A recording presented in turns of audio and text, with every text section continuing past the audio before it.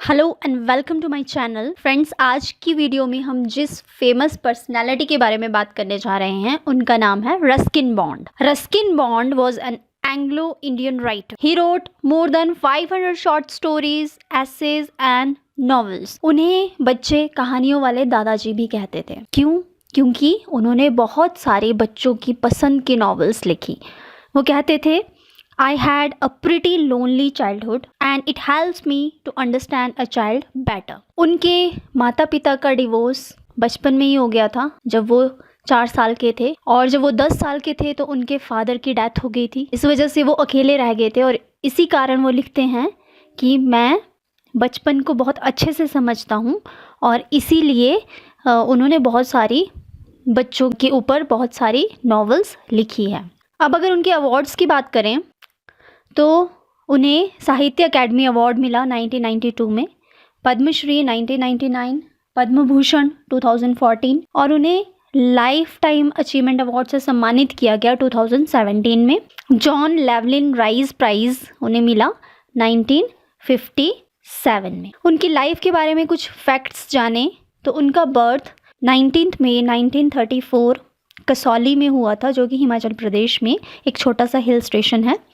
उनके father Edith Clarke, mother Aubrey Alexander Bond थी। Ruskin Bond अपना अर्ली चाइल्डहुड जो है वो जमुनानगर गुजरात में अपनी सिस्टर एलन के साथ बिताया, जब तक कि वो 6 साल के नहीं हो गए थे, क्योंकि उनके फादर वहाँ पे इंग्लिश पढ़ाते थे जमुनानगर की प्रिंसेस को। और जब बॉन्ड 4 साल के हुए, जैसे कि मैंने आपको वीडियो की स्टार्टिंग में भी बताया, उनके जो माता पिता है उनका डिवोर्स हो गया था।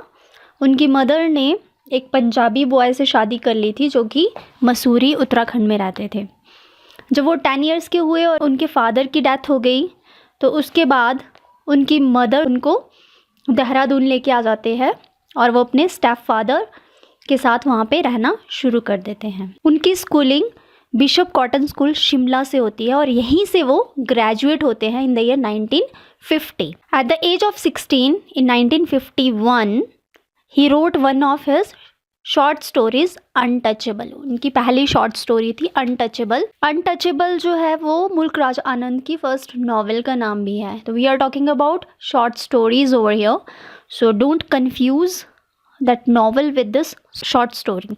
1951 he went UK London and he started writing his first novel Room on the Roof, और ये उन्होंने 1956 में पब्लिश करवाई। उनकी जो ऑटोबायोग्राफी है उसका नाम है लोन फॉक्स डांसिंग, जो कि 2017 में आई। उनकी फर्स्ट चिल्ड्रन बुक है एंग्री रिवर, जो कि 1970 में आई।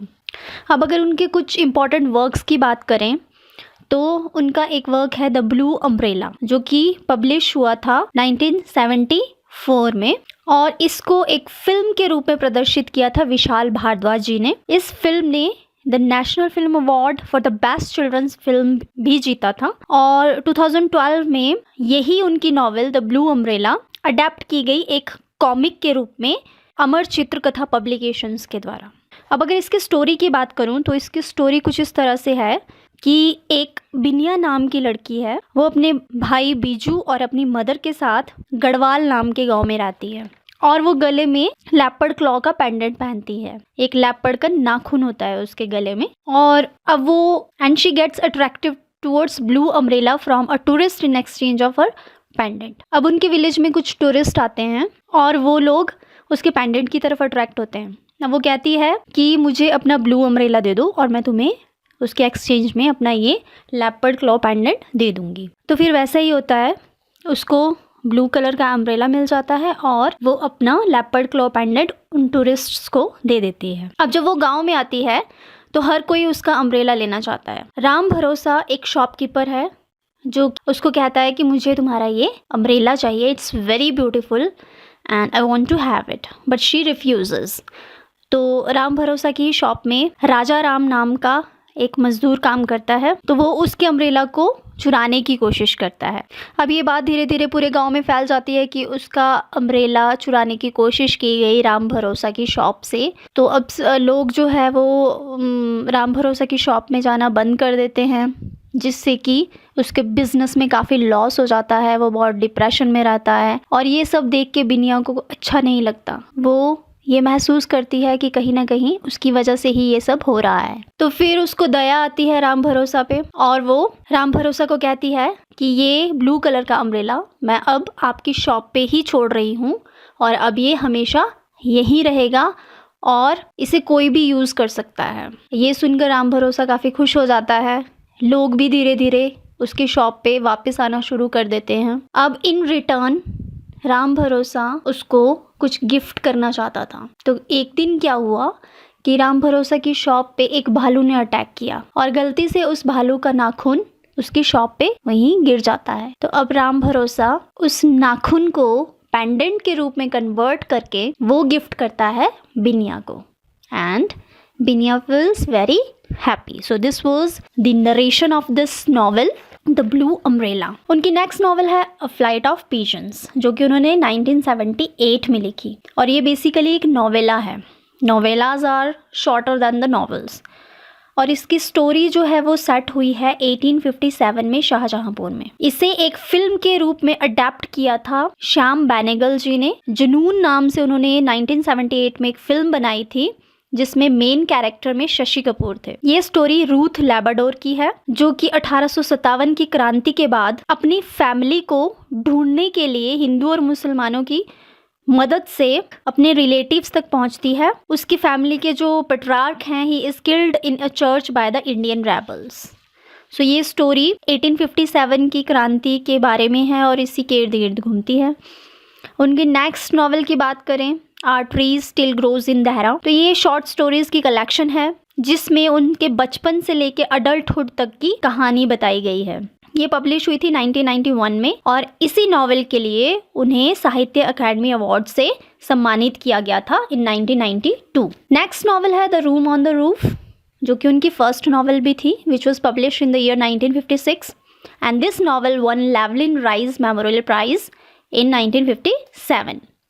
ये नॉवल उन्होंने तब लिखी जब वो 17 ईयर्स के थे, और ये नॉवल रस्टी नाम के कैरेक्टर के इर्द गिर्द घूमती है, जो कि एक 17 year old Anglo Indian boy है जो देहरादून में रहता है। इसकी स्टोरी की बात करें तो इसमें रस्टी मेन कैरेक्टर है, और वो एक ऑर्फन बॉय है जो कि मिस्टर जॉन हैरिसन के साथ रहता है। उसके फ्रेंड्स है किशन और सोमी। मिस्टर जॉन हैरिसन है वो इंडियन से नफरत करते हैं, और वो रस्टी को भी चाहते हैं कि रस्टी इंडियन फ्रेंड्स ना बनाए, इंडियन से ज़्यादा घुले मिले नहीं। बट रस्टी उनकी बात नहीं सुनता और वो किशन और सोमी के साथ फ्रेंडशिप बनाए रखता है। एक दिन जब रस्टी होली खेल के घर वापस आता है तो मिस्टर हैरिसन को बहुत गुस्सा आता है कि वो कलर से कैसे सना हुआ था पूरी तरह से।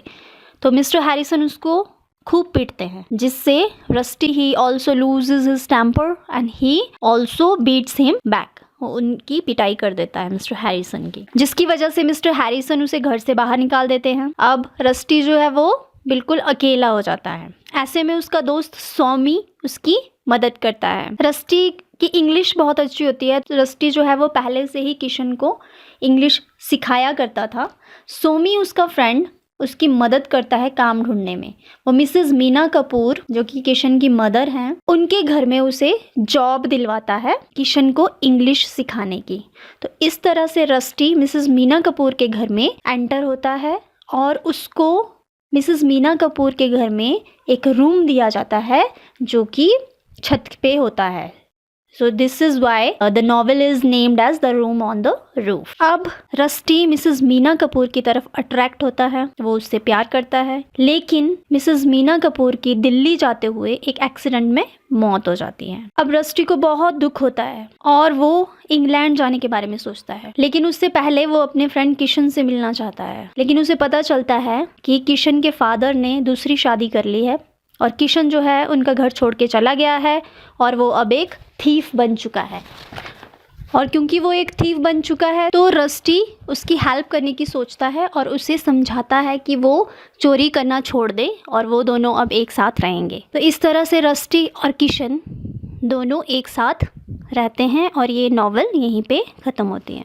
सो if we talk about his next novel, so its name is angry river and it was published in the year 1970, और ये एक चिल्ड्रन नॉवल है। और ये नॉवेल जो है बहुत लैंग्वेजेस में ट्रांसलेट हुई है, including Dutch, French and Hindi. इसकी मेन कैरेक्टर सीता है, जो कि अपने ग्रैंड पेरेंट्स के साथ एक छोटी सी हट में, एक आइलैंड के पास छोटी सी हट है, वहाँ पे रहती है। इनकी और कलेक्शंस की बात करें, including A Prospect of Flowers, Ghost Stories from Raj, Rain in the Mountain, Our Trees Still Grow in Dehra, Dust on the Mountain, A Season of Ghost, Tigers Forever, An Island of Trees, The Night Train at Deoli and Other Stories, The Death of Trees, Time Stops at Shamli, Four Feathers, Rusty the Boy from Hills, No Man is an Island, Uncle, Aunt and Elephants। और children's fiction में उन्होंने लिखी the angry river, the cherry tree,